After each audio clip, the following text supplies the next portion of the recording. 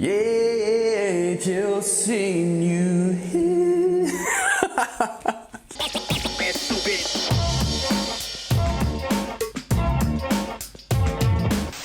Yo, what's going on, people? Welcome back to Football Therapy with me, host Jan. Hope you're all doing well today. Welcome back to Chelsea News, the daily series here at Football Therapy, where I go across football news media, see what's being said about the Blues, tell you what's going on, basically. You may not notice it, but the transfer window is open. You know what Chelsea are like whenever they have an opportunity in the market? They have a lot of conversations going on, fingers in a lot of pies, but Chelsea's priority this window is to shave some names from that roster. Granted, if they can bring in a central midfielder, potentially Declan Rice, they will look to do so, and I will of course keep you updated on that. But for the meantime, Chelsea want to get rid of some players, and in this video I'm going to talk about 4 massive candidates for an exit, maybe just loans for a couple, tell you their contract situation, and just let you know what's going down, man. So as per usual, I'd request you to get comfortable, sit back, pour yourself a drink, subscribe if you're new and if you haven't done so, because the transfer window is a madness and I'm keeping you updated with daily videos here on Football Therapy.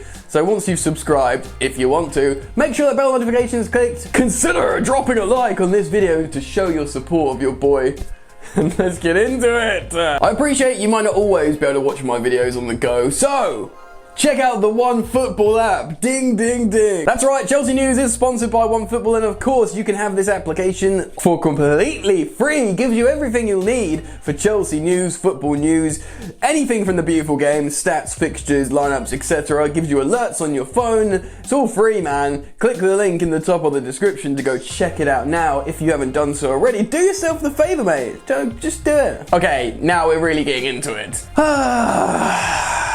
So, lots to crack into today. Chelsea have got a massively bloated roster, and apart from that wasting money, paying in some cases really high wages on players that aren't even in the sort of bubble that Frank Lampard's training at the moment, it creates animosity at Cobham on the training ground. And there's been reports of late, it's not the happiest of places because some players aren't playing, and then they talk to their mates who are playing, and it creates a sort of toxic atmosphere.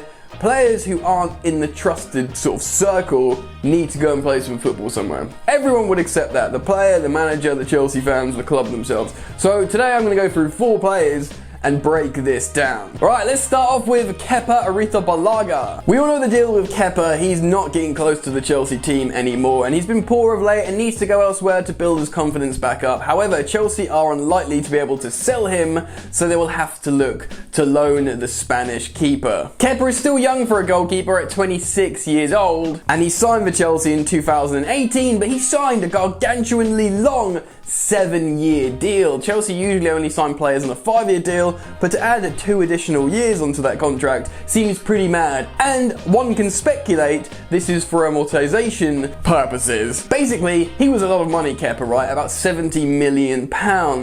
We all know this story. Chelsea had to pay the release clause to Athletic Bilbao to get him, similar to what City had to do for Aymeric Laporte, but obviously we paid more. Now when it comes to financial fair play and balancing the book, you actually amortize the cost of a player over the entirety of his contract. So 7 years works out as 10 million a year in terms of transfer fee. You'll add his wages onto that on top, but that actually helps Chelsea in terms of balancing the books quite a lot. They kind of protected themselves in many ways by putting him onto a long contract, both financially and actually in this instance when he's dropped so much value, they have enough time in his contract to try and raise that value if they're still to sell him in a year or 2. Now Kepa will be on a lot of wages as well. I think he'd probably be on like 100 to 150k a week, which is a lot for a goalkeeper who is not playing. So Chelsea will be desperately looking to get Kepa on a loan to absolve themselves of those wages, but also start developing the goalkeeper's confidence and asset value so they can flog him eventually. If they can do that this January, they absolutely will try and do that.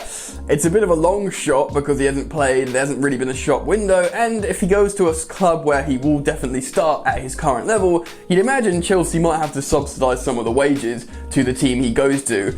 We'll have to see. I'll of course keep you updated on the Kepa situation as we move on to the next player in this video. And that is Danny Drinkwater. Danny Drinkwater is 30 years old. He signed for Chelsea in 2017 for Conte's second season, and his contract is up this summer 2021. Now, this will be one of the most peculiar signings in Chelsea's history. Granted, there's reports that Antonio Conte actually wanted Drinkwater. He wanted to buy Leicester's midfield when they had that Hollywood, 2016 Premier League title season. He got Kante in the end for his first season, and we can all be thankful for that. But he later got Danny Drinkwater, who was impressive at Leicester originally. He wasn't impressive at Chelsea. He scored that amazing goal, I think, on his debut, and it's all downhill from there. He's had difficult disciplinary issues on loans, and really, he's just been chilling at Chelsea, earning great money, knowing that he's won the Premier League in the greatest fairy tale ever. But for Chelsea as a club, it's been a frustrating player to have around. Chelsea won't be able to sell Danny Drinkwater with 6 months left on his deal, but if they can secure a 6-month loan for Danny Drinkwater, so they don't have to pay, over £500,000 for him just to hang around, they'll do that, although I can't imagine it will happen. Danny Drinkwater certainly won't terminate his contract because he won't get maybe a fifth of that if he goes and signs a new deal elsewhere. So you can understand why he's staying on those wages. I think Chelsea are really just going to have to run the clock down on Danny Drinkwater. But who knows? Maybe he'll go to a championship club? Again, Chelsea would have to subsidise his wages. We'll have to see what happens. Anything can happen. Next up, it's Marcos Alonso, the goal-scoring, gun-slinging left wing-back. Alonso actually signed a contract extension in 2018. He's contracted with Chelsea for another 2 years after this summer, so he's going to be hanging around for a little while. And actually, even though he's hit 30, he should have retained some monetary value. Alonso is done out here when it comes to Chelsea. He had that big bust-up with Frank Lampard and the West Brom draw when he, refused to sit with the team. Frank Lampard didn't like that, and also he was culpable for a goal, and he's not the greatest left back ever, to say the least, to be honest. And to be honest now, maybe not even the best left wing back, although he still poses a threat offensively in that role. Now, really, there should be a market for Marcos Alonso. He's won the Premier League, he's won the FA Cup, he, has performed well. The likes of Antonio Conte absolutely loves him still, or should do. Maurizio Sarri originally said he was the best left back in Europe, which made a lot of people laugh, and then Emerson Palmieri eventually took his place at left back in his Chelsea team. If you want a goal-scoring left wing back who's good, relatively good in the air, he's got a sweet left boot, and he's good at meeting volleys, Marcos Alonso is your man. Chelsea should be able to at least get their money back on him, and that would be a great return considering what he's won with the club. But it's going to be difficult. I'm sure Marcos Alonso would be desperate to get to another club, but Chelsea don't like getting ripped off, and Marina Granovskaya, Chelsea's head honcho, she always wants to maximise value out of players.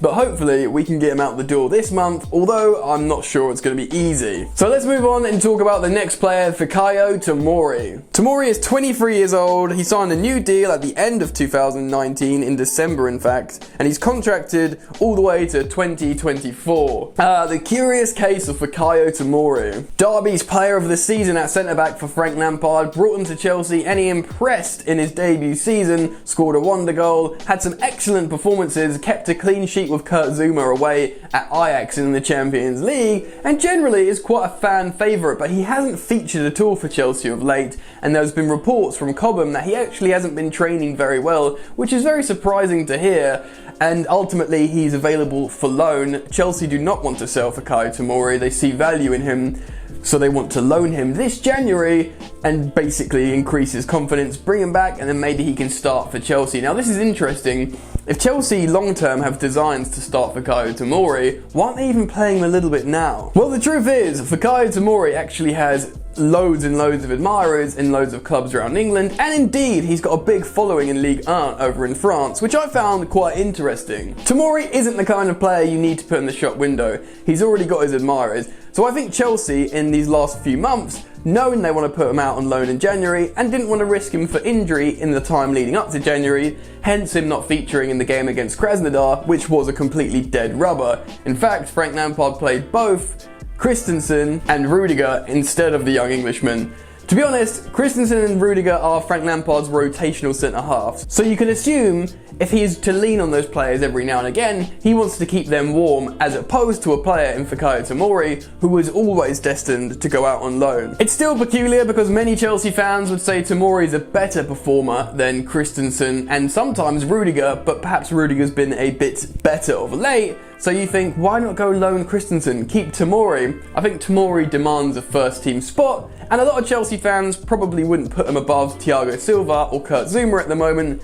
So maybe he's got an agreement with the club. Look, if I'm not starting for Chelsea, I don't want to be a third choice or a fourth choice. Put me out on loan. I want, don't play me into the meantime so I don't get injured. Let me sign a loan deal with a new club and be a first team starter, and then I'll show you. Maybe. Speculating a little bit there, but that's the case of Fikayo Tomori. Point is, he's just signed a relatively new deal as well. He'll be on decent wages, and if Chelsea can get him a Premier League loan, or something like that, they will absolutely try and do so. There's been quite a lot of talk about loaning him to Leeds United, which would be very interesting indeed. Anyway, I'm really keen to get your thoughts and opinions on these players I've spoken about in today's video, so do consider jumping down into the comment section below and giving your thoughts. I'll be down there reading them, so go and do that. Please, if you've enjoyed the content, drop a like on the video, it really does help me a lot. Consider subbing if you're new to football therapy, and other than that, I'll ask you to enjoy the football, and I'll see you later. You ain't so tough with that bad boy tuck. I'ma get it how I'm living, I'ma walk the walk. Outline my lines, I rap through thought. Body bag the verse, outlined in chalk. In my life seen trouble, hustle on the double. Silence on the trigger like my pick got a muzzle. Yo chick like to guzzle, bad boy stay in trouble. I only love this paper, sorry I don't. I laugh me baby.